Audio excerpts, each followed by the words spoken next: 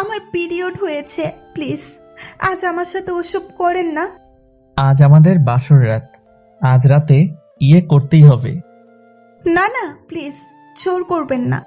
Period অবস্থায় বিয়ের সাজে বসে আছে 13 বছরের ছোট্ট বালিকা নাইমা। হঠাৎ করেই তার পিরিয়ড শুরু হয়ে গেল। নাইমা পিরিয়ডের অসহ্য যন্ত্রণায় পেটে হাত দিয়ে কাতরাতে থাকে। নাইমার চোখ থেকে অঝরে পানি পড়ছে। মেয়েটা কাউকে কিছু বলতেও পারছে না। নাইমা এমন অবস্থা দেখে তার মা শিউলি বেগম এগিয়ে আসে। শিউলি বেগম নাইমার মাথায় হাত রেখে বলল, মা, কি হয়েছে তোর? নাইমার সামনে সবাই বসে আছে, তাই নাইমা কোনো উত্তর না দিয়ে তার ঠোঁট দিয়ে নিচের ঠোঁট চাপ দিয়ে ব্যথা সহ্য করার চেষ্টা করে। ব্যাপারটা শিউলি বেগম কিছুটা বুঝতে পারে। সে নাইমাকে নিয়ে অন্য ঘরে চলে যায়। ঘরে নিয়ে শিউলি বেগম নাইমাকে বলল, কিরে, তোর কি কিছু হয়েছে নাকি? তখন নাইমা বলল, মা, আমার পিরিয়ড শুরু হয়েছে, পেটে অসহ্য ব্যথা করছে, আমি এইভাবে বিয়ে করতে পারবো না, তুমি একটু বোঝার চেষ্টা করো। শিউলি বেগম বুঝতে পারে ব্যাপারটা, কিন্তু তার তো কিছুই করার নেই। সে চাইলেও বিয়েটা ভেঙে দিতে পারে না। হঠাৎ করে শোনা যায় বর এসেছে। বর এসেছে কথাটা শুনে নাইমা আঁতকে উঠল। তার মনের ভিতর ভয় ঢুকে গেল। নাইমা কান্না করতে করতে তার মাকে বলল, মা, তুমি বিয়েটা ভেঙে দাও প্লিজ, আমি এই অবস্থায় বিয়ে করতে পারবো না। তখনই ঘরে চলে আসে নাইমার বাবা মিজান সাহেব। মিজান সাহেব ঘরে এসে দেখে নাইমা কান্না করছে। তখন মিজান সাহেব নাইমার দিকে এগিয়ে আসে আর বলতে থাকে, মারে, মেয়েদের আসল ঠিকানা হলো তার শ্বশুর বাড়ি। সব মেয়েদের এটা মেনে নিতে হয়। মিজান সাহেব আসল ঘটনাটা বুঝতে পারেনি। নাইমা তার বাবাকে কিছু বলতেও পারছে না। বাবাকে সে কি করে বলবে তার কি হয়েছে। তখন শিউলি বেগম মিজান সাহেবকে নিয়ে অন্য রুমে চলে গেল আর তাকে সবকিছুই খুলে বলল। মিজান সাহেব এমন কথা শুনে অবাক হয়ে গেল, কিন্তু কি করা যায় সে বুঝতে পারছে না। মিজান সাহেব অনেকক্ষণ চেয়ারের উপর বসে থেকে ভাবতে থাকে, আর যদি এখন বিয়েও ভেঙে দেয় তাহলে তো আর কেউ নাইমাকে বিয়েও করবে না। সবাই ভাববে নাইমার কোনো সমস্যা আছে, আর নানাজন নানান কথা বলবে। তাই মিজান সাহেব সব চিন্তা বাদ দিয়ে তার স্ত্রীকে বলল, তোমার মেয়েকে বিয়ের জন্য প্রস্তুতি নিতে বলো। এই কথা বলে মিজান সাহেব চলে গেল। শিউলি বেগম তার স্বামীর এমন ব্যবহার দেখে মোটেও অবাক হলো না, কারণ সে জানে মিজান সাহেব যেটা বলে সেটাই করে। তারপর শিউলি বেগম নাইমার রুমে চলে যায়। অন্যদিকে দেখা যায় নাইমার হবু স্বামী রাকিব বরযাত্রী নিয়ে নাইমাদের বাসায় চলে আসছে। মিজান সাহেব সবাইকে এনে প্যান্ডেলের ভিতরে বসালো। রাকিব এই বিয়ের জন্য মোটেও প্রস্তুত ছিল না। এক কথা বলতে গেলে তাকে জোর জবরদস্ত করেই বিয়ে করানো হচ্ছে। রাকিবের বাবা মা জোরে করেই তাকে বিয়ে দিচ্ছে। মিজান সাহেব সবার সাথে কথা বলে পরিচয় হয়ে নিল। এইদিকে নাইমার মা তার রুমে এসে দেখে নাইমা বসে আছে। নাইমা তার মাকে দেখে বলল, মা, বাবা কি বললো, বিয়েটা কি ভেঙে দিয়েছেন? না মা, তোর বাবাকে তো চিনিস, তিনি এক কথার মানুষ। যা কিছু হয়ে যাক, তিনি তার কথা নড়চড় হতে দেবে না। মা, তোমার কেন এত তাড়াতাড়ি আমার বিয়েটা দিতে চাইছো? আমি কি তোমাদের কাছে অনেক বোঝা হয়ে গিয়েছি? আমার তো এখন পড়াশোনা করার বয়স, আমি এই বয়সে কিভাবে এই সংসার সামলাবো? বাবাকে বলো না বিয়েটা ভেঙে দিতে, আমি এই বিয়ে করতে চাই না মা।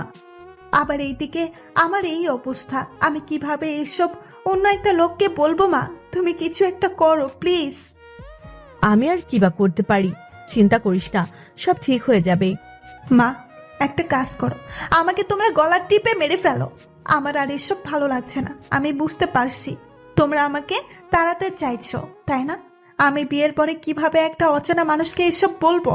তার উপর ওনার পুরো অধিকার আছে আমার উপর, যদিও আমারও আছে তার প্রতি, তবুও সে যদি চায় আমি কি না করতে পারবো।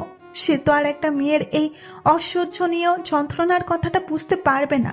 সে তো নিজের ক্ষুধাটা নিবারণ করবে। এতে যে আমার জীবনটা পেরিয়ে যাওয়ার মতো অবস্থা হয়ে যাবে মা। এমনিতেই আমার বয়স অনেক কম, আমি কিভাবে এত কিছু সামলে নেব? হঠাৎ করে শিউলি বেগমকে ডাক দিলেন তার স্বামী। সে উঠে চলে গেল। একা একা রুমের মধ্যে বসে থাকে নাইমা। মেয়েটা অঝরে কান্না করতে থাকে। নাইমা বুঝে গিয়েছে তার এই বিয়ে আর আটকানো সম্ভব না। তাকে এই অল্প বয়সী স্বামীর সংসার করতে হবে। শিউলি বেগম মিজান সাহেবের কাছে গিয়ে বলল, মেয়েটা অনেক কান্নাকাটি করছে। এমনিতে মেয়েটির বয়স অনেক কম, আবার এখন এই অবস্থা। কিছু করার নেই, বরপক্ষ চলে আসছে, কাউকে কোনো কিছু বুঝতে দেওয়া যাবে না। মেয়েকে রেডি করে নিয়ে আসো তাড়াতাড়ি। বরপক্ষ অপেক্ষা করে বসে আছে, সময় নষ্ট করে লাভ নেই। যাও, নাইমাকে নিয়ে আসো। এই কথা বলতে বলে মিজান সাহেব চলে গেলেন। কিছুক্ষণ পরে নাইমাকে নিয়ে প্যান্ডেলের ভিতরে চলে আসলো। নাইমাকে খুব সুন্দর করে সাজানো হয়েছে। ছোট্ট মেয়েটাকে অসাধারণ সুন্দরী লাগছে। নাইমাকে এনে রাকিবের পাশে বসানো হলো। পিরিয়ডের অসহ্য যন্ত্রণা সহ্য করে বসে আছে।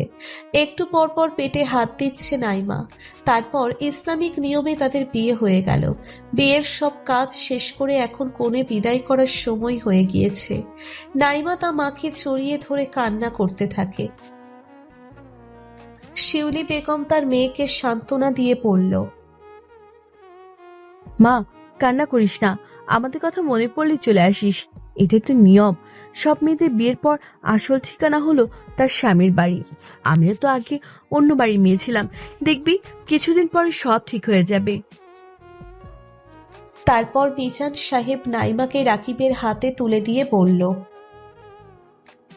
বাবা, নাইমা আমার একমাত্র মেয়ে, তুমি ওকে দেখে রেখো। এই কথা বলতে বলতে মিজান সাহেবের চোখ দিয়ে পানি পড়তে শুরু করলো। নাইমা তার বাবাকে জড়িয়ে ধরে কান্না করতে থাকে। কিছুক্ষণ পরে নাইমাকে নিয়ে তার শ্বশুর বাড়ির দিকে রওনা দিল। 30 মিনিটের মধ্যে রাকিবের বাড়িতে পৌঁছে গেল। দেখতে দেখতে রাত হয়ে গেল। গাড়ি রাত 12টা ছুঁই ছুঁই, কিন্তু রাকিব এখনো বাসর ঘরে আসেনি। একটা রুমের মধ্যে একা একা বসে আছে নাইমা। প্রায় 1 ঘন্টা পার হয়ে গেল। নাইমাকে বাসর ঘরে এনে বসিয়ে রেখেছে, কিন্তু রাকিবের আসার কোনো নাম নেই। এইদিকে নাইমার মনে ভিতরে অজানা ভয় আর পিরিয়ডের অসহ্য যন্ত্রণা নিয়ে বসে আছে। শরীরটাও ভালো লাগছে না। মনে এতটা আশঙ্কা থাকতো না যদি না শরীরটা ভালো থাকতো। আতঙ্কটা ক্ষণে ক্ষণে বেড়েই চলেছে। অচেনা একজন মানুষ, তার উপর ওনার পুরো অধিকার আছে আমার উপর। সে যদি চাই আমি কি না করতে পারবো। সে তো আর একটা মেয়ের এই অসহ্যনীয় যন্ত্রণার কথাটা বুঝতে পারবে না। সে তো নিজের ক্ষুধাটা নিবারণ করবে। এতে যে আমার জীবনটা বেরিয়ে যাওয়ার মতো অবস্থা হয়ে যাবে। এসব ভাবতেই নাইমার ভয় যেন বেড়েই যাচ্ছে। হঠাৎ করে কারোর আসার শব্দ শুনে বুঝতে আর বাকি রইল না রাকিব আসছে। দরজার শব্দ শুনেই নাইমার বুকের ভিতর কেঁপে উঠল। ভয়ে তার পুরো শরীর কাঁপতে থাকে। অবশেষে সব অপেক্ষার অবসান ঘটিয়ে বাসর ঘরে প্রবেশ করল রাকিব। বধূর সাজে 13 বছরের ছোট্ট বালিকাটি মাথায় বড় একটি ঘোমটা দিয়ে বসে আছে। ভয়ে সে নড়াচড়া করার মতো শক্তিটুকুও হারিয়ে ফেলেছে। কিছুক্ষণ পর বরের বেশে রাকিব রুমে প্রবেশ করল। সে রুমে দরজা লক করতেই দেখল মেয়েটি ঈষৎ কেঁপে উঠল।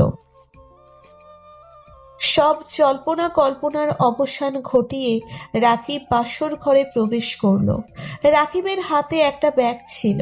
রাকিব ব্যাগটা নাইমার দিকে দিয়ে বলল, এটা তোমার জন্য। আর কতক্ষণ এই মোটা শাড়িটা পরে থাকবে? চেঞ্জ করে নাও এবার। এই কথা বলে রাকিব ওয়াশরুমে চলে গেল ফ্রেশ হওয়ার জন্য।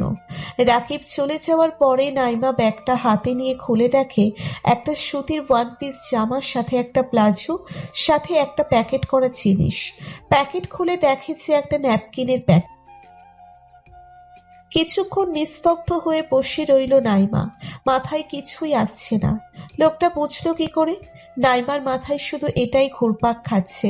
কিছুক্ষণের মধ্যে রাকিবও ফ্রেশ হয়ে বাহিরে আসলো, আর খাটের এক কোণে বসে বসে ফোন টিপছে। কেউ কোনো কথা বলছে না। একটু পরে নাইমা লাজুক কণ্ঠে বলল,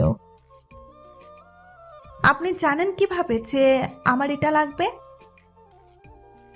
রাকিব একটা মুচকি হাসি দিয়ে বলল,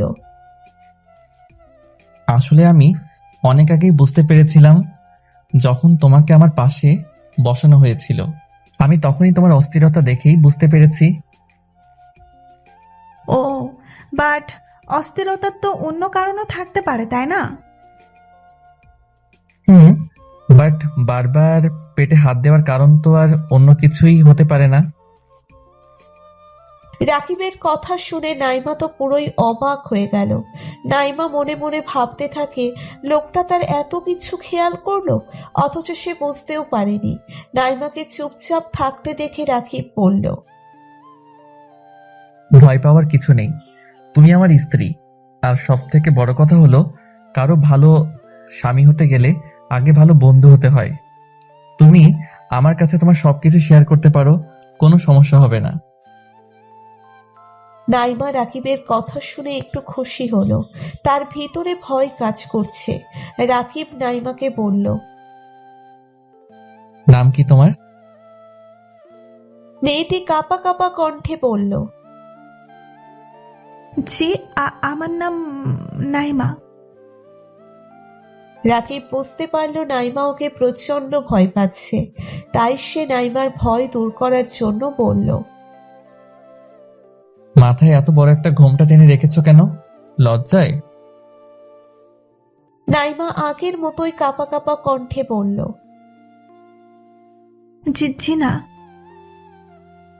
তাহলে এমন জড়সড় হয়ে মাথায় ইয়া বড় একটা ঘোমটা টেনে বসে আছো কেন? নর্মাল ড্রেস পরে নাও।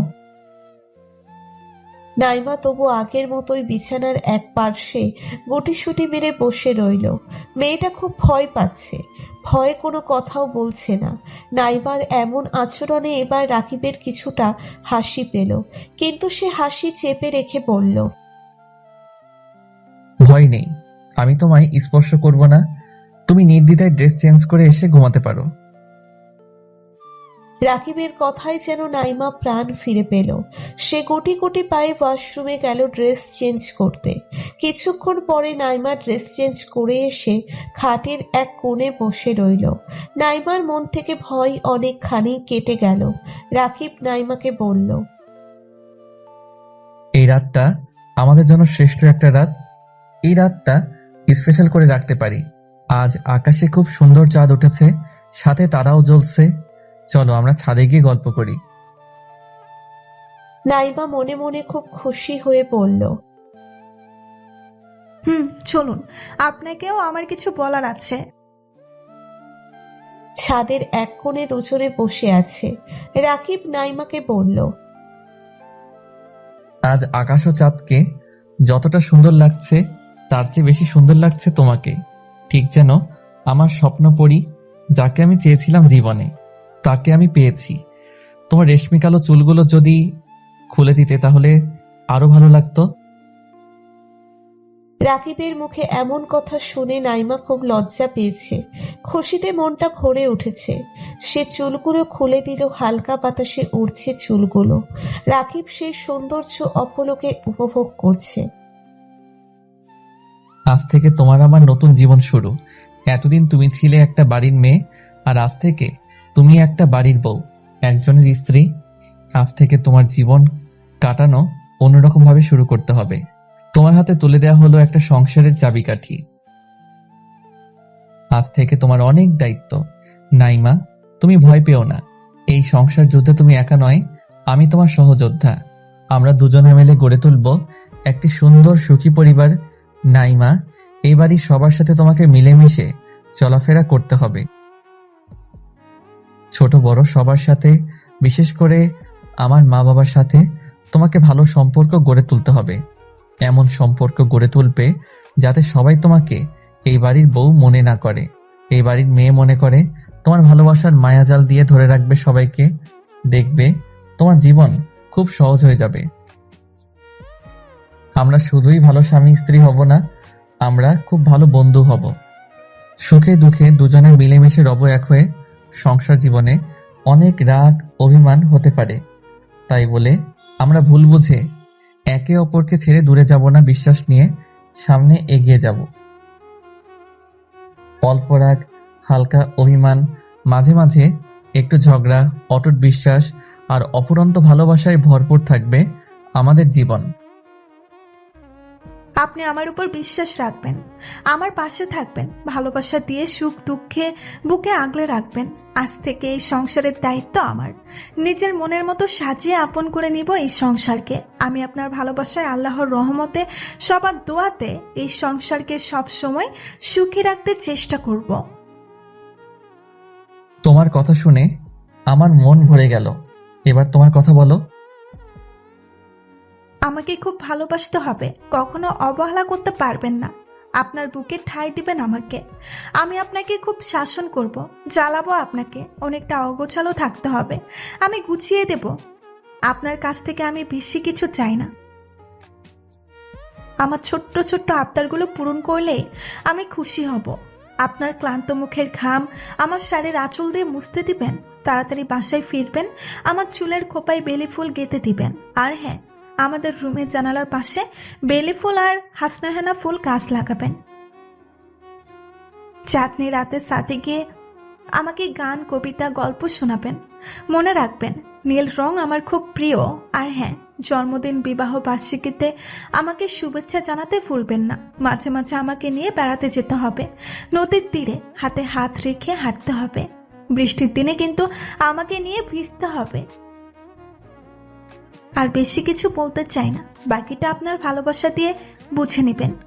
আমি আপনার সব কিছুতেই বিরাজ করতে চাই। আমি শুধু আপনার হব, আপনি শুধু আমার হবেন। আমি আমার কল্পনাতে, আমার স্বপ্নে, আমার মনের মাঝে এইরকম মেয়ে সাজিয়ে রেখেছিলাম। তুমি সেই আমার স্বপ্নের রাজকুমারী, আমার সুখের বৃষ্টি, আমার বাহুডোরে বুকের মাঝে সারা জীবন শুধু তুমি রবে। আপনি আমার স্বপ্ন পুরুষ, যাকে নিয়ে আমি স্বপ্ন সাজিয়েছি। আপনার তরে নিজেকে মেলে দিতে চাই। রাকিব নাইমার কপালে চুম্বন এঁকে দিয়ে বুকে চড়িয়ে নিল। একে অপরকে খুব শক্ত করে ধরে আছে। কিছুক্ষণ পরে দুজনেই ঘুমিয়ে পড়ে। সকালে কারোর চিৎকার চেঁচামেচি শুনে ঘুম ভেঙে গেল নাইমার। সে চোখ খুলে তাকিয়ে দেখে রাকিব তার পাশে নেই। নাইমা তাড়াতাড়ি করে উঠে ফ্রেশ হয়ে বেরিয়ে আসলো নিচের রুম থেকে। বের হতেই নাইমার কানে একটা আওয়াজ ভেসে আসলো। কথাটা বলছিল নাইমার শাশুড়ি। নাইমার শাশুড়ি একটা মধ্যবয়সী মহিলার সাথে কথা বলছে। মহিলাটি বলল, তোমার ছেলের বউ কই? তাকে তো দেখতে পারছি না। মনে হয় পড়ে পড়ে ঘুমাচ্ছে। মনে হয় বড়লোক বাড়ির মেয়ে। সকাল 9টা বাজে, এখনো ওঠে নাই। মনে হয় বাসার কাজ করার জন্য সে কাজের লোক নিয়ে আসছে। এখনকার বউগুলো এমনই হয়, কি আর বলবো। নাইমা কথাগুলো শুনেও না শোনার ভান করে তার শাশুড়ির দিকে এগিয়ে আসতে থাকে। নাইমার শাশুড়ি নাইমাকে দেখে পাশের মহিলাকে বলল, আইতেছে নবাবের বেটি। মুখ ভেঙচি দিয়ে কথাটা বলল। তারপর নাইমাও ওনাদের সামনে এসে সালাম দিল। তারপর তারা কিছুক্ষণ কথা বলল। মহিলাটা নাইমাকে বলল, নতুন বউ এত লেট করে ঘুম থেকে ওঠা ঠিক না। উনি এমন আরো কিছু কথা বলে চলে গেল। নাইমার শাশুড়ি সালমা বেগম মোটেও তেমন একটা ভালো না। সালমা বেগম নাইমাকে বলল, আমার জন্য একটু চা করে নিয়ে আসো তো বৌমা। নাইমা চা বানাতে চলে গেল রান্নাঘরে, কিন্তু কোথায় কি রাখা আছে সে কিছুই জানে না। এই বাড়িতে আজ নাইমার প্রথম দিন। কোথায় কি আছে তার পক্ষে এসব জানার কথাও না। তারপরেও সে খুঁজতে থাকে। এসব খুঁজতে খুঁজতে একটা সময় নাইমার হাতের সাথে ধাক্কা খেয়ে একটা চায়ের কাপ পড়ে ভেঙে যায়। নাইমা মনে মনে অনেক ভয় পেয়ে গেল। সালমা বেগম কিছু পড়ে ভেঙে যাওয়ার শব্দ শুনে তাড়াতাড়ি করে রান্নাঘরে ছুটে আসেন, আর এসে দেখে এই অবস্থা। এইদিকে নাইমা অনেক ভয় পেয়ে আছে। সালমা বেগম বলল, কিভাবে ভেঙে গেল এটা? মা, আমি খেয়াল করিনি, আমার হাতের সাথে লেগে কাপটা পড়ে ভেঙে গেল। প্রথম দিন এই অবস্থা, বাকি দিন কি করবে আল্লাহ ভালো জানে। ঠিকঠাক ভাবে কি কাজ করতে পারো না? সামান্য একটু চা বানাতে বললাম, এর জন্য এত কিছু? নাইমা মাথা নিচু করে দাঁড়িয়ে আছে। সালমা বেগম নাইমাকে আরো অনেক কথা বলে চলে গেল। একটু পরে নাইমা নিচের রুমে গিয়ে মন খারাপ করে বসে থাকে। অনেকক্ষণ পরে রাকিব বাসায় ফিরে আসে। রাকিব বাসায় এসে দেখে নাইমা মন খারাপ করে বসে আছে। রাকিব নাইমার পাশে বসে নাইমাকে জিজ্ঞেস করলো, কি হয়েছে তোমার? মন খারাপ কেন? কই মন খারাপ, ঠিক আছে আমি। আপনি ঘুম থেকে কখন উঠলেন? আমি তো সকাল 7টায় ঘুম থেকে উঠে গিয়েছি। কেন, কি হয়েছে? কিছু হয়নি, আপনি আমাকে ডাকেন নাই কেন? আসলে অনেক রাতে ঘুমালে, তাই ভাবলাম আরো কিছুক্ষণ ঘুমাও, তাই আর ডাক দিলাম না। আচ্ছা, আমি ফ্রেশ হব। আর হ্যাঁ, আমরা বিকালে ঘুরতে যাব, ঠিক আছে? রাকিবের মুখে ঘুরতে যাওয়ার কথা শুনে অনেক খুশি হয়ে গেল নাইমা। ফ্রেশ হয়ে রাকিব বের হয়ে আসলো ওয়াশরুম থেকে। তারপর রাকিব নাইমার পাশে এসে বসে বলল, এখানে তোমার কোনো সমস্যা হচ্ছে? না। তুমি মুখে না বললেও আমি বুঝতে পারছি। আর এটা কোনো ব্যাপার না, এক জায়গা থেকে আরেকটা নতুন জায়গায় আসলে একটু অসুবিধা হতেই পারে, তবে তোমাকে সবকিছুর সাথে খাপ খাইয়ে নিতে হবে। দেখবে কিছুদিন পরে সব ঠিক হয়ে যাবে। নাইমা কিছু না বলে চুপচাপ হয়ে গেল। নাইমার মুখে কোনো কথা নেই। রাকিব বলল, এমন মনমরা হয়ে বসে আছো কেন? এমনি। আচ্ছা, একটা প্রশ্ন ছিল। কি প্রশ্ন? আপনি কি বিয়ের আগে আমার ব্যাপারে সব খোঁজ খবর নিয়েছিলেন? না, আমি বিয়ের আগে তোমাকে দেখিওনি। কেন? কারণ আমি বিয়ের জন্য প্রস্তুত ছিলাম না, আর আমি বিয়ে করতে রাজিও ছিলাম না, তাই এত কিছু দেখি নাই। মা বাবা জোর করে আমাকে বিয়ের জন্য রাজি করিয়েছে, তাই তাদের ইচ্ছেতেই আমি বিয়ে করার জন্য রাজি হলাম। পরে তোমাকে প্রথমবার দেখেই আমি মনে মনে অনেক খুশি হলাম। খুশি হলেন কেন? কারণ আমি যেমন মেয়ে চেয়েছিলাম তুমি ঠিক তেমনই। তোমাকে প্রথম দেখেই ভালো লেগে যায়। তবে তুমি সত্যি সবার থেকে অনেক আলাদা। তোমার বয়স কম হলেও তোমার কথায় চলাফেরায় ম্যাচুরিটি একটা ভাব আছে। তোমার কথা শুনলে কেউ বলবে না তোমার বয়স এত কম। তোমাকে নিয়ে আমি আমার জীবন আলোকিত করতে চাই। আমাদের এই সংসার আমাদের সাজাতে হবে। অনেকক্ষণ দুজনে মিলে অনেক কথা বলতে থাকে। রাকিবের কথা শুনে নাইমা রাকিবের প্রতি দুর্বল হয়ে পড়ছে। তারা নিজেদের মধ্যে কথা শেষ করে রাকিব বাহিরে চলে গেল। নাইমা নিজের রুমে বসে রইল। সালমা বেগম নাইমার রুমে এসে দেখে সে রুমের ভিতরে শুয়ে আছে। নাইমা তার শাশুড়িকে দেখে তাড়াহুড়ো করে উঠে বসে গেল। সালমা বেগম নাইমাকে বলল, সারাদিন শুয়ে থাকলে তো হবে না, বাসায় অনেক কাজ আছে, ওইগুলো তো করতে হবে। আমি আসছি মা। আর একটা কথা, কি কথা মা? তুমি সারাক্ষণ রাকিবের পাশে পড়ে থেকো না, তার সাথে সময় কম কাটানোর চেষ্টা করবে। সারাক্ষণ রুমের ভিতরে বসে থাকবে না, আর রাকিবের সাথে যত পারো কম সময় কাটাবে। সালমা বেগম একজন শাশুড়ি হয়ে ছেলের বউকে কিভাবে এসব বলতে পারে?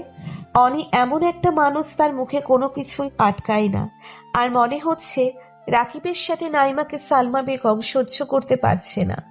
না হলে নিজের ছেলের বউকে কেউ কিভাবে এসব বলতে পারে? সালমা বেগমের কথা শুনে নাইমা নিশ্চুপ হয়ে আছে। একে তো নতুন বউ, সেই জন্য কিছু বলতেও পারছে না, সবকিছুই মাথা নিচু করে মেনে নিচ্ছে। এই ঘটনার পরে দেখতে দেখতে বিকেল হয়ে আসলো। তখন রাকিব নাইমাকে বলল, রেডি হয়ে নাও, আমরা বের হব, না হলে আমাদের ফিরতে ফিরতে অনেক রাত হয়ে যাবে। আমি যাব না, আমার ভালো লাগছে না, আপনি যেতে পারেন।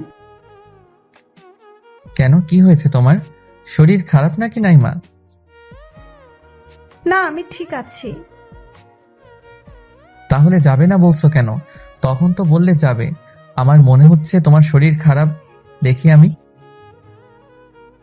এই কথা বলে রাকিব নাইমার কপাল হাত দিবে এমন সময় নাইমা রাকিবের হাত এক ঝটকা দিয়ে সরিয়ে দিল। রাকিব অবাক হয়ে তাকিয়ে রইল নাইমার দিকে। নাইমা বলল, আমাকে স্পর্শ করবেন না। আমাকে স্পর্শ করার অধিকার আমি আপনাকে দেইনি এখনো। ভুল করেও আমাকে স্পর্শ করতে আসবেন না। আমাদের কাগজে কলমে বিয়ে হলেও আমি আপনাকে মন থেকে স্বামী হিসেবে এখনো মেনে নেইনি। আশা করি আমার থেকে দূরে থাকার চেষ্টা করবেন। নাইমার কথা শুনে অবাক হয়ে তাকিয়ে আছে রাকিব। তার মুখ থেকে কোনো কথা বের হচ্ছে না, আর সে বুঝতেও পারছে না নাইমা তার সাথে এমন ব্যবহার করছে কেন। হঠাৎ নাইমার এমন ব্যবহার দেখে অবাক হয়ে গেল রাকিব।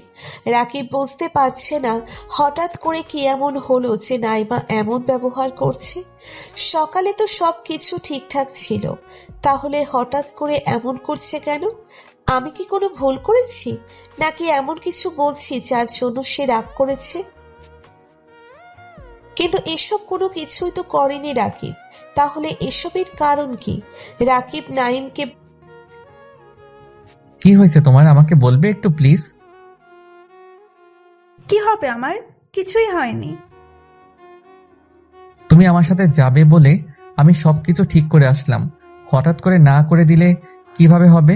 হয়তো তোমার মন খারাপ তাই এমন করছো আমার সাথে। চলো দেখবে মন ভালো হয়ে গেছে। রাকিব নাইমাকে অনেক বুঝিয়ে অবশেষে রাজি করিয়ে নিল। এই সময় কোথায় যাচ্ছিস তোরা? মা, নাইমাকে নিয়ে একটু বের হলাম, আর কিছু শপিং করতে হবে। সালমা বেগম মুখে একটা হাসি নিয়ে পড়ল, ঠিক আছে যা, সাবধানে যেও। তারপর নাইমা আর রাকিব বের হয়ে গেল।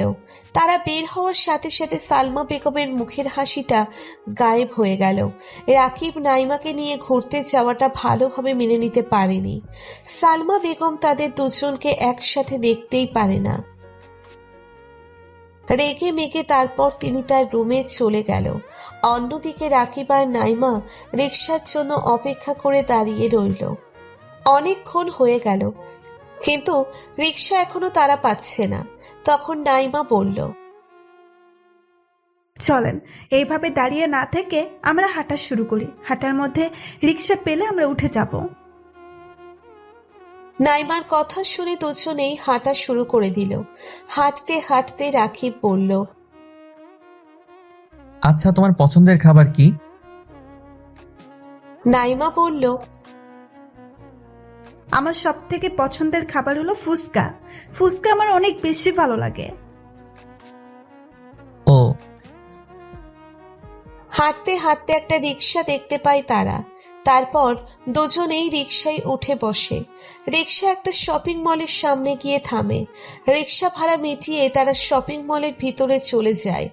তারপর নাইমার জন্য কিছু শপিং করে তারা একটা রেস্টুরেন্টে গিয়ে বসে। তাদের নিজেদের মতো খাবার সার্ভ করে। তারপর তাদের সামনে তাদের খাবার চলে আসে। তবে নাইমার মন এখনো খারাপ। সালমা বেগমের বলা কথাগুলো নাইমার মনে পড়ছে। সেগুলো মনে করতেই নাইমা চুপচাপ হয়ে গেল। খাবার সামনে রেখেও খাবার খাচ্ছে না। তবে নাইমার মন এখনো খারাপ। সালমা বেগমের বলা কথাগুলো নাইমার মনে পড়ছে। সেগুলো মনে করতেই নাইমা চুপচাপ হয়ে গেল। খাবার সামনে রেখেও খাবার খাচ্ছে না। রাকিব নাইমাকে দেখে বুঝতে পারে নাইমা কোনো কিছু নিয়ে চিন্তিত। তখন রাকিব বলল, নাইমা, তুমি খাবার খাচ্ছ না কেন? খাবার তো ঠান্ডা হয়ে যাচ্ছে। রাকিবের বলা কথা নাইমার কান অবধি যায়নি, যেহেতু অন্যমনস্ক হয়ে সালমা বেগমের কথা ভাবছে। রাকিব এইবার একটু জোরেই কথা বলল। তখন নাইমা বলল, কি হয়েছে? তোমার কি হয়েছে বলো তো? তখন থেকে খেয়াল করছি তুমি অন্যমনস্ক হয়ে কি যেন ভাবছো। কি হয়েছে? কোনো সমস্যা হলে আমাকে জানাতে পারো। না, কিছু হয়নি। তারপর রাকিব আর কোনো প্রশ্ন করল না। তারা দুজনেই খাবার খেয়ে একটা নদীর পাড়ে চলে গেল। নদীর পাড়ে যেতেই তাদের পুরো শরীর শীতল হয়ে উঠল। ঠান্ডা ঠান্ডা পরিবেশ আর বাতাস আসছে। দুজনেই হাঁটতে থাকে, কিন্তু কেউ কোনো কথা বলছে না। নদীর পাড়ে এসে নাইমার মন কিছুটা ভালো হয়ে গেল। রাকিব নাইমার দিকে তাকাতেই দেখে বাতাসের সাথে নাইমার চুলও হাওয়ায় ভাসছে। খুব সুন্দর লাগছে নাইমাকে।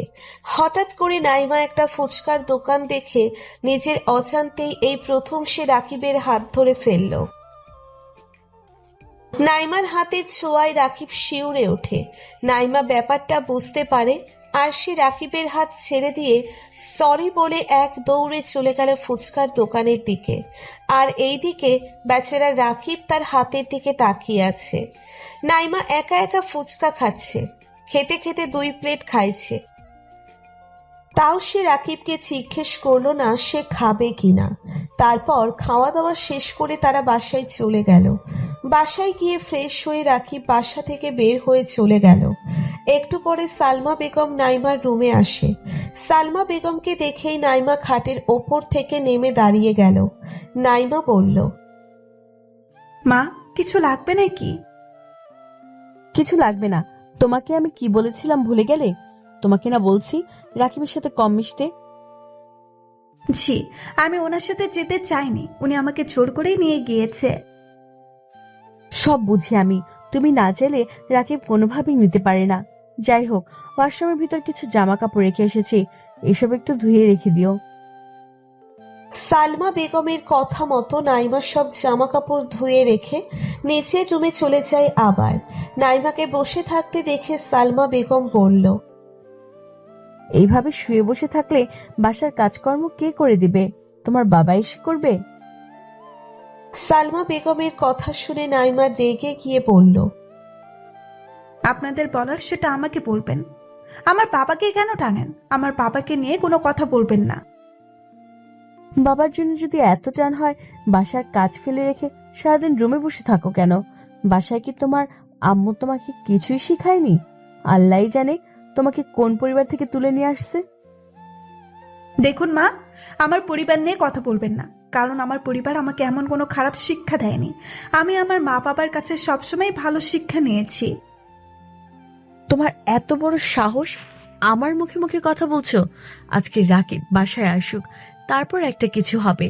হয়তো এই বাড়িতে তুমি থাকবে, না হয় আমি থাকবো। এই কথা বলেই সালমা বেগম নিচের রুমে চলে যায়। একটু পরে রাকিব বাসায় ফিরে আসতেই নাইমার নামে রাকিবকে অনেক কথা বলতে থাকে। রাকিব তার মায়ের মুখে এসব শুনে সে রাগ করে নিচের রুমে চলে যায়, কিন্তু সে নাইমাকে কিছুই বলে না। খাবার না খেয়ে ঘুমিয়ে পড়ে রাকিব। নাইমা রাকিবকে খাওয়ার জন্য ডাক দিলে রাকিব খাবো না বলে ঘুমিয়ে পড়ে। তারপর থেকে রাকিব নাইমার সাথে আগের মতো কথা বলে না। দরকার ছাড়া কথা খুব কমই বলে দুজনে।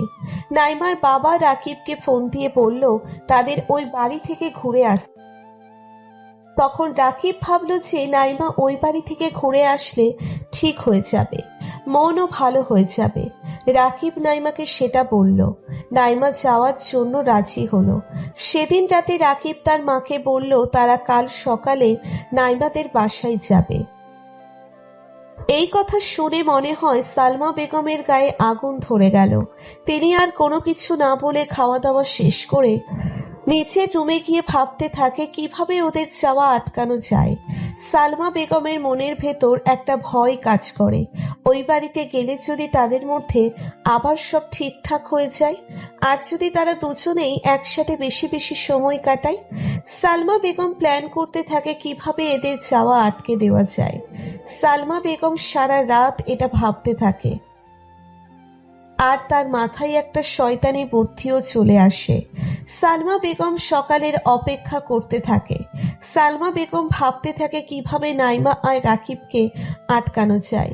শুয়ে পরিকল্পনা করতে থাকে। তার মাথায় একটা শয়তানি বুদ্ধি চলে আসে। তারপর তিনি ঘুমিয়ে পড়ে। অন্যদিকে নাইমা আর রাকিব চুপচাপ হয়ে আছে, কেউ কারোর সাথে কথা বলছে না। হঠাৎ করে নাইমা রাকিবকে বলল, একটা কথা ছিল। বলো কি কথা? আপনি কি কখনো কারোর সাথে প্রেম করেছিলেন? কাউকে কি কখনো ভালোবেসেছিলেন? একটা মেয়েকে আমি খুব ভালোবাসতাম, কিন্তু জানি না কি কারণে মেয়েটা আমার সাথে সম্পর্ক শেষ করে অন্য কাউকে বিয়ে করে ফেলে। আপনাদের গল্পটা শুনতে চাই, শোনাবেন আমাকে? আজ না, অন্যদিন। এখন অনেক রাত হইছে, ঘুমাও। আমার ঘুম আসছে না, আপনার গল্প শুনবো, শোনান প্লিজ। ওকে, তাহলে শোনো। তারপর রাকিব নাইমাকে তার অতীতের ঘটনা বলতে শুরু করে। আমি অনেক আগে থেকে একটা মেয়েকে পছন্দ করতাম। মেয়েটা দেখতে অনেক সুন্দরী ছিল। আমি সবসময় মেয়েটার দিকে তাকিয়ে থাকতাম, কিন্তু মেয়েটাকে বলার মতো সাহস পেতাম না। আমি মেয়েটার পিছনে ঘুরঘুর করতাম। মেয়েটাকে সবসময় আমি ফলো করতাম। একদিন হুট করে মেয়েটাকে প্রপোজ করে ফেললাম। মেয়েটাও রাজি হয়ে গেল। আমাদের রিলেশন খুব ভালোই চলছিল। মেয়েটাও আমাকে অনেক ভালোবাসতো। খুব ভালোভাবে আমাদের দিন কেটে যাচ্ছিল। আর আমি এইদিকে আমাদের দুজনের পড়াশোনা শেষ। আমি চাকরির জন্য অনেক জায়গায় ইন্টারভিউ দিতে থাকি। এইদিকে আমাদের রিলেশনের 1 বছর কেটে যায়। আমাদের রিলেশনের কথা আমরা দুজন ছাড়া আর কেউ জানতো না। হঠাৎ একদিন লামিয়া আমাকে এসে বলল, রাকিব, বাবা আমার বিয়ে দেওয়ার জন্য উঠে পড়ে লেগেছে। আমি কি করব বলো? আমি বারবার বাবাকে না করে দিচ্ছি। এই অবধি অনেক ছেলে আমাকে দেখতে এসেছে, আমি একবার এক কথা বলে বিয়ে ভেঙে দিচ্ছি। এইভাবে আর কত? তুমি একটা কিছু করো প্লিজ। আমি এখন কি করব বলতে পারো? আমি তো এখনো বেকার। অনেক জায়গায় চাকরির ইন্টারভিউ দিচ্ছি, কিন্তু কিছুতেই আমার চাকরি হচ্ছে না। প্লিজ আমাকে আরো কিছুদিন সময় দাও। আমি তো সময় দিতে পারবো, কিন্তু আমার বাবাকে আমি কি বলবো? না হলে তুমি তোমার বাবা মাকে নিয়ে আমাদের বাসায় আসো। আমি এখন কিভাবে যাব? আমি গিয়ে তোমার বাবাকে বলবো আমি বেকার, আপনার মেয়েকে আমি বিয়ে করতে চাই, এসব বলবো নাকি? তারপর আমার এসব কথা শুনে তোমার বাবা তোমাকে আমার হাতে তুলে দিবে। আমি এত কিছু জানি না রাকিব, তুমি যা করবে তাড়াতাড়ি করবে, আমাদের হাতে সময় খুব কম। আচ্ছা, আমি দেখছি কি করা যায়। তারপর লামিয়া আর কিছু না বলে তার বাসায় চলে গেল। প্রতিদিন ভালোবাসার নতুন নতুন গল্প পেতে চ্যানেলটি সাবস্ক্রাইব করে পাশে থাকা বেল বাটনে ক্লিক করুন। একটু পরে আমি আমার বাসায় চলে গেলাম। রাতের খাওয়া দাওয়া শেষ করে আমি ঘুমাতে চলে গেলাম। বালিশের উপরে মাথা রাখতেই লামিয়ার কথা মনে পড়ে গেল। শুয়ে শুয়ে ভাবতে থাকলাম কি করব আমি এখন, আমার কি করা উচিত। একদিকে নিজের ভালোবাসার মানুষের কথাও কাউকে বলতে পারছি না। কোন মুখে বলবো আমি একটা মেয়েকে ভালোবাসি, তাকে আমি বিয়ে করতে চাই? যেখানে আমার খাওয়া দাওয়া সবকিছু আমার পরিবার দেখে, সেখানে আমি আরেকজনের কথা কিভাবে বলি? কিছুই ভালো লাগছে না আমার। এসব ভাবতে ভাবতে দেখি লামিয়া কল দিয়েছে। ঘড়ির দিকে তাকিয়ে দেখি রাত 1টা বাজে। এই সময় লামিয়া আবার কল কেন দিল? এসব ভাবতেই কল কেটে গেল। আবার কল দিল লামিয়া। আমি আর দেরি না করে কল রিসিভ করলাম। লামিয়ার কল রিসিভ করতেই লামিয়া কান্না ভেজা গলায় বলে উঠল, রাকিব, কিছু একটা করো প্লিজ, না হলে আমার আর কিছুই করার থাকবে না। কান্না করছো কেন? কি হয়েছে তোমার? আব্বু আমার বিয়ে ঠিক করে ফেলছে, আগামী শুক্রবার আমার বিয়ে। লামিয়ার মুখে এমন কথা শুনে যেন আমার মাথায় আকাশ ভেঙে পড়ল। আমি স্তব্ধ হয়ে গেলাম। কি বলবো কিছুই বুঝতে পারছি না। মনে হচ্ছে আমার চারপাশ অন্ধকার হয়ে আসছে। বুকের ভেতরটা চিনচিন করে উঠছে। চুপ হয়ে আছো কেন? আমি তোমাকে ছাড়া অন্য কাউকে নিজের স্বামী বলে মেনে নিতে পারবো না। আমি তোমার সাথে দেখা করতে চাই। কাল বিকালে একটু দেখা করবে প্লিজ? আচ্ছা ঠিক আছে। এখন রাখলাম, কান্না করো না, সব ঠিক হয়ে যাবে। আচ্ছা। তারপর ফোন রেখে দিলাম। আমার চোখের পানি টলমল করছে। আমি কি করব কিছুই বুঝতে পারছি না। এতদিন চেষ্টা করার পরেও আমি একটা চাকরি জোগাড় করতে পারিনি। আমার ভাগ্যটা এত খারাপ হবে ভাবিনি আমি। ঘুমানোর চেষ্টা করেও ঘুমাতে পারছি না। কিছুতেই চোখে ঘুম আসছে না। লামিয়ার মুখটা বারবার ভেসে উঠছে। রাতটা কিভাবে কেটে গেল বুঝতে পারিনি। পরের দিন লামিয়ার সাথে দেখা করতে চলে গেলাম। দেখি লামিয়া আমার আগে এসে বসে আছে। লামিয়াকে দেখে আমার খুব খারাপ লেগে উঠল। মেয়েটির চোখ পুরো ফুলে আছে। দেখে বোঝা যাচ্ছে মেয়েটা সারা রাত কান্না করে কাটিয়ে দিয়েছে। লামিয়ার কাছে যেতেই লামিয়া আমাকে শক্ত করে জড়িয়ে ধরে কান্না করে দিল। আমি লামিয়াকে জড়িয়ে ধরে বলতে থাকলাম, লামিয়া প্লিজ এভাবে কান্না করো না, সবকিছু ঠিক হয়ে যাবে। বিয়ে তো ঠিক হয়েছে মাত্র, বিয়ে তো আর হয়ে যায়নি। আমাদের হাতে 5 দিন সময় আছে। এই 5 দিনে তুমি কি করবে শুনি? দেখি কি করতে পারি, কিছু একটা তো করতে হবে আমাকে। তুমি এখন বাসায় চলে যাও, আমি তোমাকে রাতে কল দিয়ে বলবো সবকিছুই। ঠিক আছে, কিন্তু যা করবে খুব তাড়াতাড়ি করবে। তারপর লামিয়া তার বাসায় চলে যায়, আমিও আমার বাসায় চলে গেলাম। বাসায় যেতে যেতে ভাবলাম আম্মুকে সবকিছুই বলবো, কারণ আমার আম্মু আমাকে অনেক ভালোবাসে। আমি জানি আমার আম্মু আমাকে ঠিক বুঝবে। তারপর আমি বাসায় গিয়ে আম্মুর রুমে চলে গেলাম। আম্মুকে গিয়ে বললাম, আম্মু তোমার সাথে আমার কিছু জরুরি কথা আছে। কি কথা বল? আম্মু আমি কাল থেকে আব্বুর সাথে ব্যবসা করব। কি ব্যাপার রাকিব, যাকে এত করে বলেও দোকানে পাঠানো যায় না, আর তার মুখে এমন কথা? আম্মু তোমাকে আমার আরো কিছু কথা বলার আছে। তারপর আমি আম্মুকে লামিয়ার কথা সব বললাম। লামিয়ার বিয়ে ঠিক হয়েছে ওই সবও বললাম।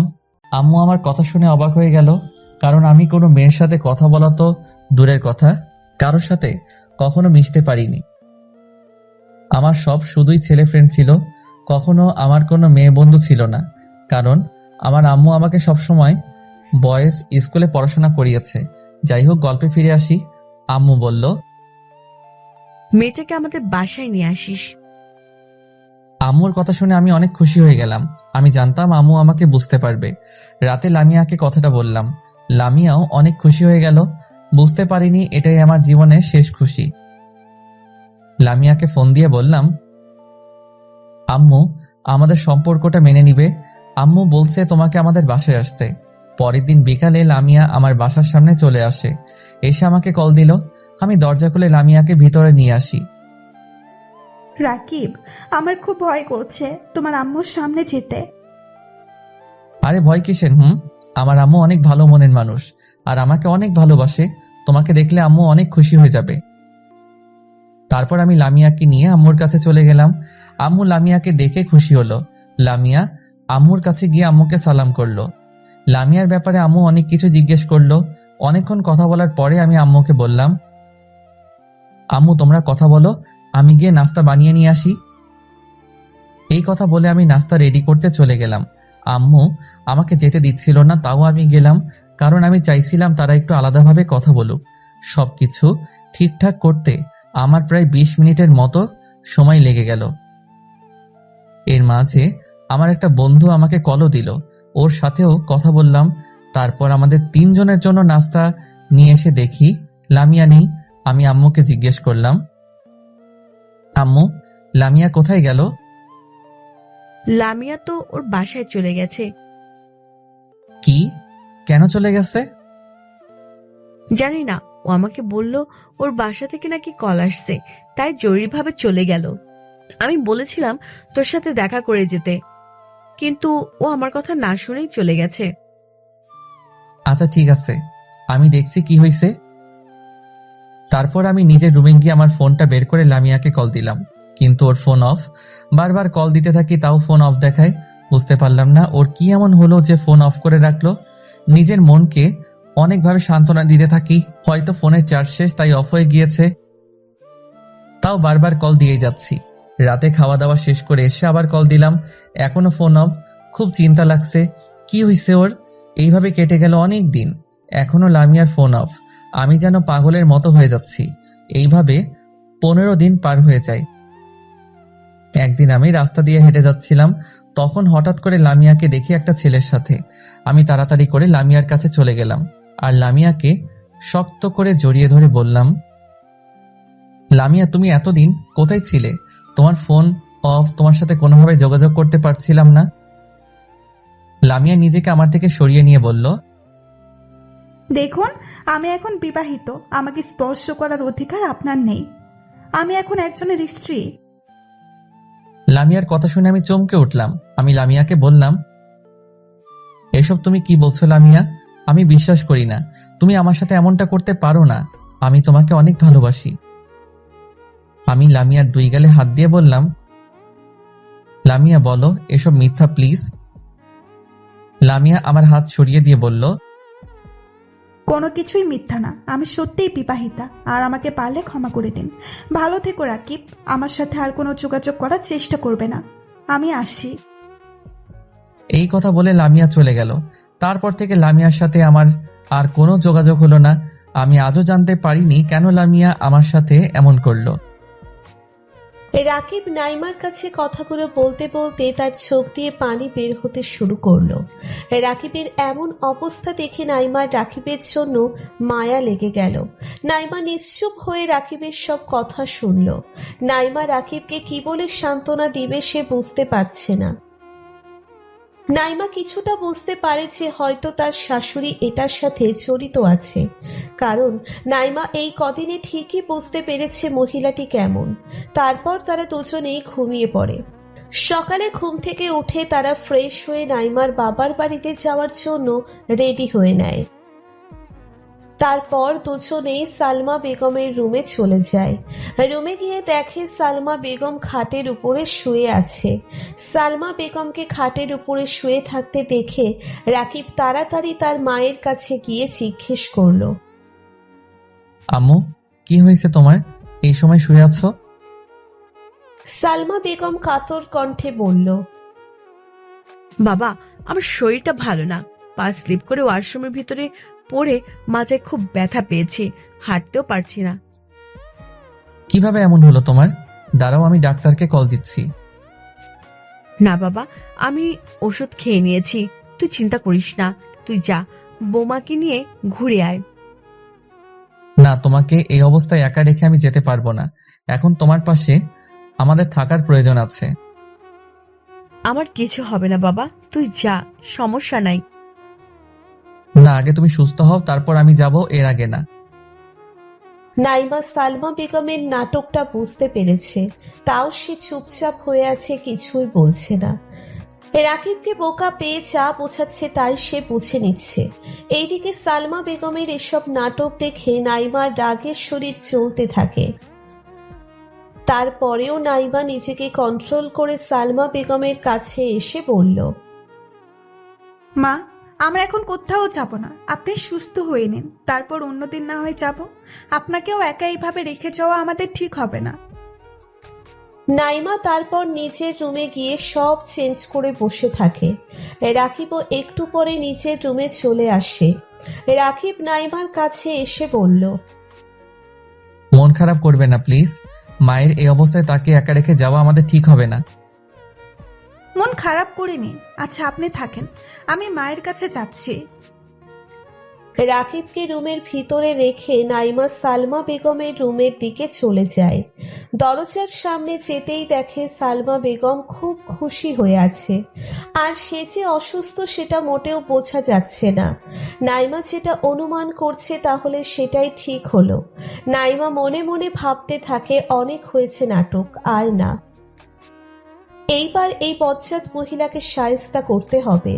নাইমা এসব মনে মনে ভাবতে থাকে। তারপর নাইমা একটু পেছনে এসে জোরে জোরে পায়ের শব্দ করে সালমা বেগমের রুমের দিকে আসতে থাকে, যেন সালমা বেগম বুঝতে পারে কেউ আসছে।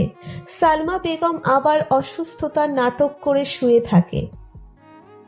নাইমা সালমা বেগমের এসব নাটক আর সহ্য করতে পারছে না। তারপর সে নিজেকে কন্ট্রোল করে রাখে। সালমা বেগমকে বলল। এই কথা শুনে নাইমা মনে মনে বলল, মা, আপনার কি কিছু লাগবে? আমাকে বলুন, আমি এনে দিচ্ছি। না, এখন কিছু লাগবে না, তবে আমার হাত পাও খুব ব্যথা করছে, যদি একটু টিপে দিতে। গলা ব্যথা করছে না? গলা ব্যথা করলে তো গলাও টিপে দিতে পারতাম।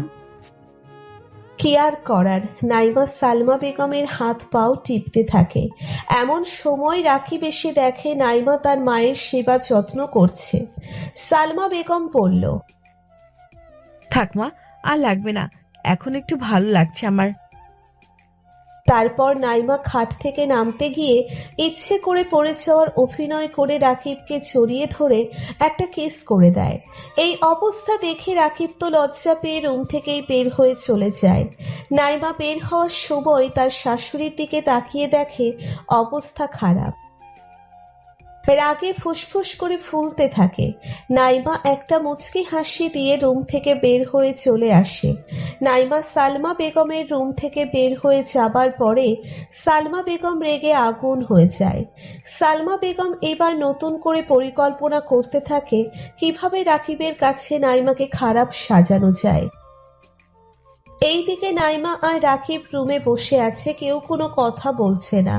তখন নাইমা তার শাশুড়িকে দেখিয়ে কিস করলেও এখন সে অনেক লজ্জা পেয়ে আছে। কিছুক্ষণ পরে দুপুরের খাবার খেতে চায় সবাই। রাকিব গিয়ে তার মাকে নিয়ে আসে খাবার টেবিলে। নাইমা সালমা বেগমকে দেখিয়ে দেখিয়ে বলল, শোনেন, আপনি বিকেলে বাজারে গিয়ে আমার জন্য কিছু ফুল নিয়ে আসবেন আর ভালো কিছু খাবার। নাইমার কথা শুনে রাকিব অবাক হয়ে গেল। হঠাৎ করে নাইমা এই প্রথম তার কাছে কিছু আবদার করলো। রাকিব আরো বেশি অবাক হয়ে গেল নাইমার কথা শুনে। নাইমা রাকিবকে বলল, আপনাকে আমি আজ নিজের হাতে খাইয়ে দেব, ঠিক আছে? রাকিব অনেক লজ্জা পেয়ে গেল। আর এইদিকে তো সালমা বেগম কোনো কথাও বলতে পারছে না। তার পুরো শরীরে তো রাগে আগুন ধরে যাচ্ছে। সালমা বেগমের এমন অবস্থা দেখে নাইমা মনে মনে হাসতে থাকে। তারপর কোনো রকম ভাবে খাওয়া দাওয়া শেষ করে সবাই নিজেদের রুমে চলে গেল। একটু পরে রাকিব বাহিরে চলে গেল নাইমার বলা জিনিসগুলো কিনতে। সালমা বেগম এই সময়ের অপেক্ষা করেছিল কখন রাকিব বাহিরে যাবে। রাকিব বের হওয়ার কিছুক্ষণ পরে সালমা বেগম নাইমাকে ডেকে তার রুমে নিয়ে গেল। জি মা, বলুন, কিছু লাগবে নাকি আপনার? তোমাকে আমি কি বলেছিলাম মনে নেই? কি বলছিলেন মা? তোমাকে না বলছি রাকিবের থেকে দূরে থাকতে, রাকিবের সাথে কম মিশতে। তুমি তো আমার কোনো কথাই রাখছো না। আপনার সব কথা আমাকে মেনে নিতে হবে কেন? আর উনি আমার স্বামী, ওনার সাথে আমার যা খুশি তাই করব। আপনি কেন আমাকে এসব বলেন? যদি ছেলেকে নিজের আঁচলের মধ্যে রাখতে চান তো তাকে বিয়ে কেন করালেন? তোমার সাহস তো কম না, তুমি আমার মুখে মুখে তর্ক করছো। আজকে রাকিব বাসে আসুক, তারপর দেখো তোমার কি অবস্থা হয়। আপনাকে আমি সম্মান করি, তার মানে এই নয় যে আপনি আমাদের সব কিছুতেই কথা বলবেন। আপনি কেন আমাদের সম্পর্ক নিয়ে কথা বলবেন? আপনার জন্য আপনার ছেলে অনেক কষ্ট পেয়েছে। আপনার ছেলে আপনাকে ভালোবাসে আর বিশ্বাস করে বলে আপনি তার বিশ্বাস নিয়ে খেলা করছেন। আপনি কেমন মানুষ যে নিজের সন্তানকে হাসি খুশি দেখতে পারেন না? আপনি তো মা না, মা নামের কলঙ্ক। এই যে আপনাদের মতো কিছু মায়েদের জন্য একটা পরিবার নষ্ট হয়ে যায়। আপনার মতো মা থাকা যে না থাকাই ভালো। নাইমা এসব বলছে এমন সময় রাকিব এসে পড়ে। রাকিব নাইমার মুখে এসব কথা শুনে সে নিজের রাগ কন্ট্রোল করতে না পেরে নাইমার গালে ঠাস করে একটা থাপ্পড় বসিয়ে দেয়। এই সময়ের অপেক্ষা করেছিল সালমা বেগম, আর ঠিক সময় রাকিবও এসে পড়ছে। সালমা বেগম রাকিবকে দেখে কান্না করার অভিনয় করতে থাকে আর গিয়ে রাকিবকে জড়িয়ে ধরে আর বলতে থাকে, আমি আর এই বাড়িতে থাকবো না। এখানে আমার কোনো মান সম্মান নেই। আমাকে সব সময় অপমান করে তোর বউ। তুই বাড়িতে না থাকলেই আমার সাথে খারাপ আচরণ করে, তুই আজ দেখলি। এই কথা বলে আবার হু হু করে কান্না করতে থাকে। তখন রাকিব তার মাকে বলল, তুমি কোথাও যাবে না, এটা তোমার বাড়ি। আর ওর এত বড় সাহস কি করে হয় যে তোমার সাথে খারাপ আচরণ করে?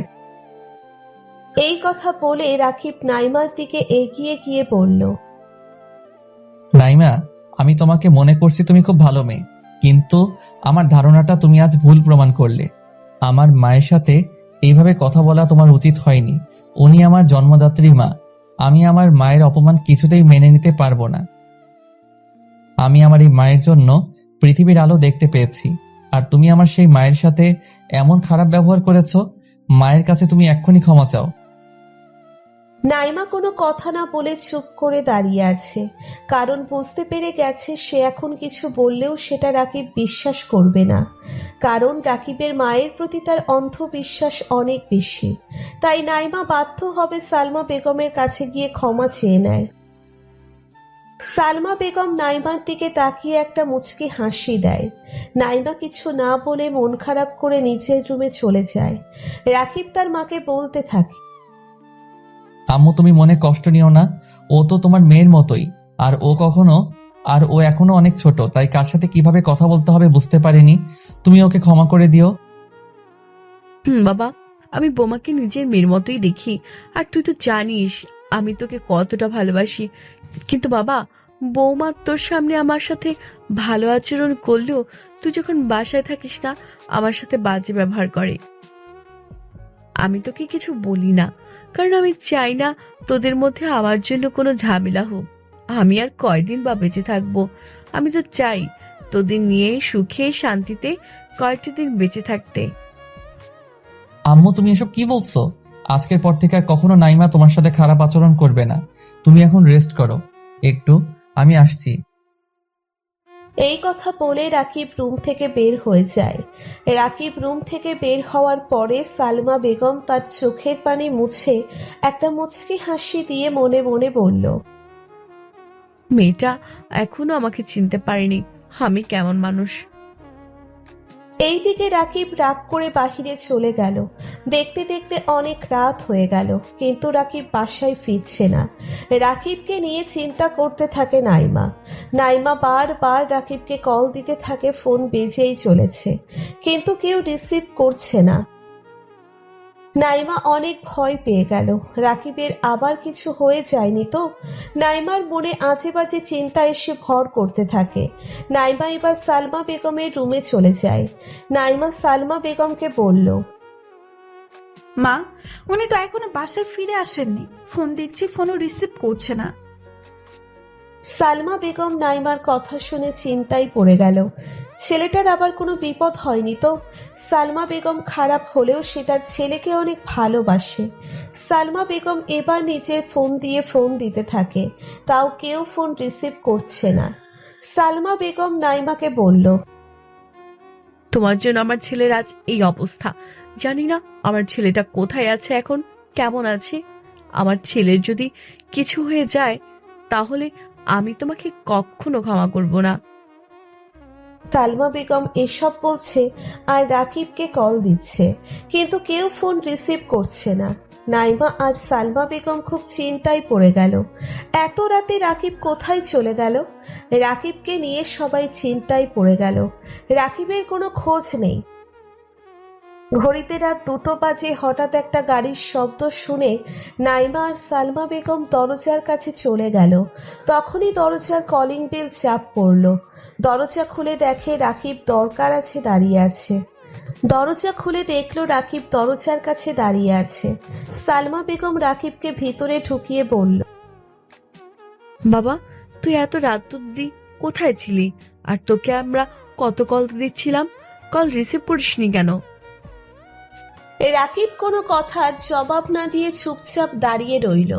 নাইমা বলল, কি হয়েছে, কথা বলছেন না কেন? আপনি কোথায় চলে গিয়েছেন?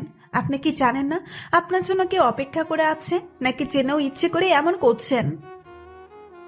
রাকিব কোনো কথাই বলছে না।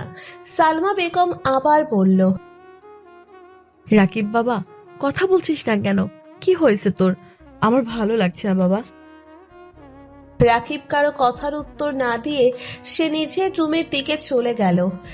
রাকিবের পিছনে নাইমাও চলে গেল। নাইমা রুমে গিয়ে দেখে রাকিব খাটের উপরে শুয়ে আছে। নাইমা রাকিবের কাছে গিয়ে বলল, আপনার কি শরীর খারাপ? কিছু কি হয়েছে আপনার? আমাকে ডিস্টার্ব করবে না, যাও তুমি, আমি একটু একা থাকতে চাই।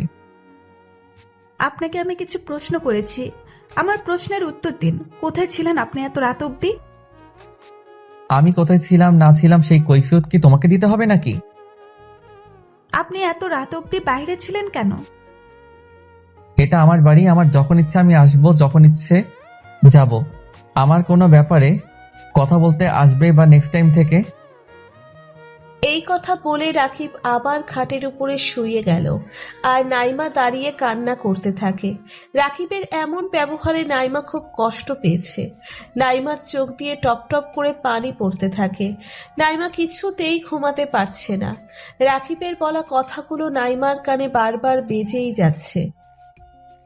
দেখতে দেখতে সকাল হয়ে আসলো। নাইমা কাউকে কিছু না বলে নিজের জামা কাপড় গুছিয়ে নিয়ে বাসা থেকে বের হয়ে গেল আর সে সোজা তার বাপের বাড়িতে চলে যায়।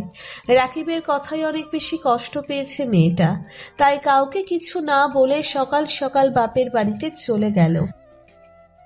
নাইমা তার বাড়িতে গিয়ে দরজার কলিং বেলে চাপ দেওয়ায় অনেকক্ষণ পরে তার মা এসে দরজা খুলে নাইমাকে দেখে অবাক হয়ে যায়। কি রে মা, এত সকাল সকাল তুই এখানে? আর তুই একা কেন? তোর স্বামীকেও তো দেখতে পাচ্ছি না।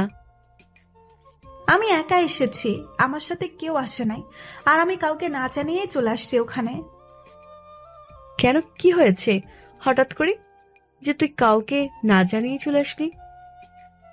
আমি আসাতে মনে হয় তোমার সমস্যা হচ্ছে, তাহলে আমি চলে যাচ্ছি। আরে দাঁড়া, আমি কি সেটা বলছি নাকি? কি রে, তুই এত সকাল সকাল এখানে? আর জামাই কই? আমি একাই আসছি, আর আমি যেখানে আসছি ওইটা কেউ জানে না। কি হয়েছে? ওখানে কি কোনো সমস্যা হয়েছে? না।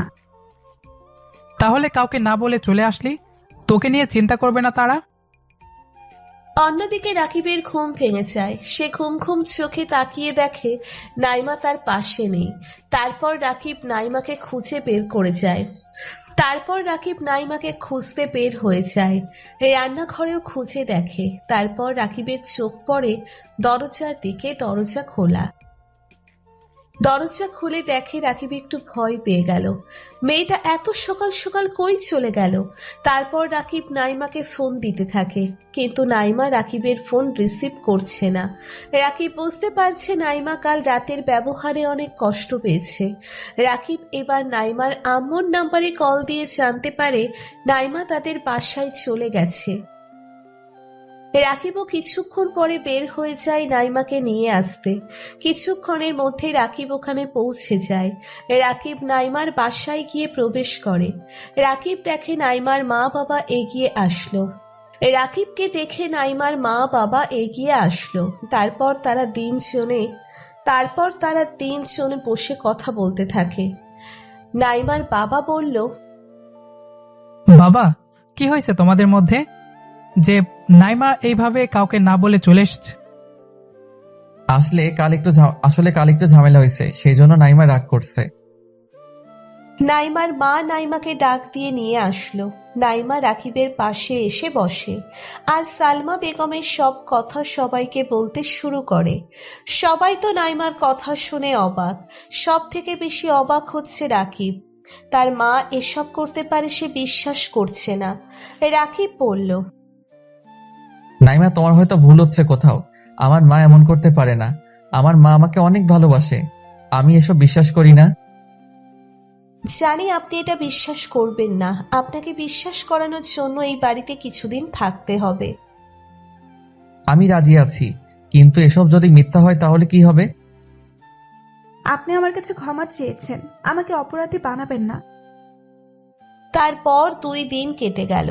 অন্যদিকে সালমা বেগম একা একা বাসায়। তার কোনো কিছুই ভালো লাগছে না। সালমা বেগম মনে মনে ভাবছে, আমি কি আমার ছেলেটাকে হারিয়ে ফেললাম? আমার ছেলে কি আর আমার কাছে ফিরে আসবে না? না, আমি গিয়ে ওদের নিয়ে আসব। আমি আমার ছেলেকে ছাড়া থাকতে পারবো না। এইসব ভেবে সালমা বেগম বের হয়ে নাইমার বাসার দিকে চলে যায়। কিছুক্ষণের মধ্যে নাইমার বাসায় পৌঁছে যায় সালমা বেগম।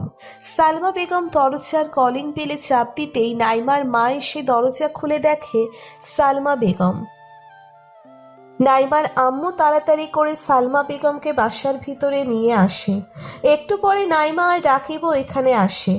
সালমা বেগম নিজের ভুল বুঝতে পেরেছে।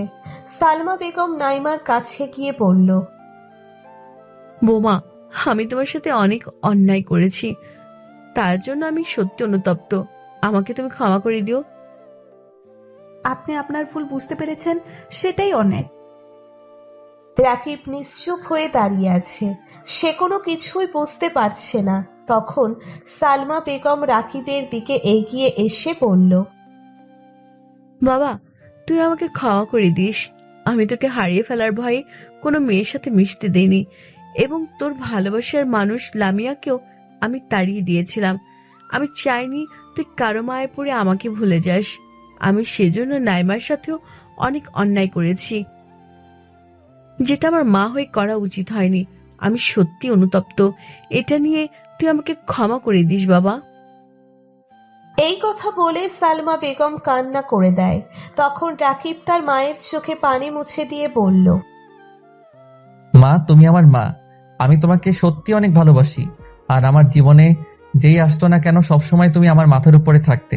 আর তোমার উপরে আমার কোনো রাগ অভিমান নেই মা। তারপর সালমা বেগম রাকিবকে জড়িয়ে ধরে কান্না করতে থাকে। তারপর নাইমাকে নিচের দিকে ডেকে এনে ছেলে আর ছেলের বউকে জড়িয়ে ধরে দুইজনের কপালে চুমু খায় সালমা বেগম। তারপর থেকে তাদের জীবন খুব ভালোভাবে চলতে থাকে।